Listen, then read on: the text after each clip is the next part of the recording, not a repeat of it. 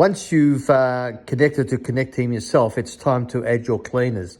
Now, that's actually very easy to do. You simply open the app and you go to Assets on the bottom. And if you go to Assets, you'll see a tab here called Forms. You just tap on Forms and you'll see the second one down there is New Cleaner on Connecteam. So you tap on that and then you simply fill in the details, the date, your company name, the name of the first name of the cleaner, their surname, their phone number so that we can send them an invitation, their email address, answer the question, do they have a current police check? Do they have a working with children card? That may not be applicable if you don't clean a school, but everybody should have a police check. And then the birthday of the cleaner that you're about to enter.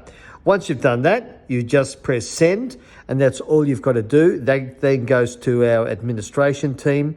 They'll enter the cleaner on Connecteam for you.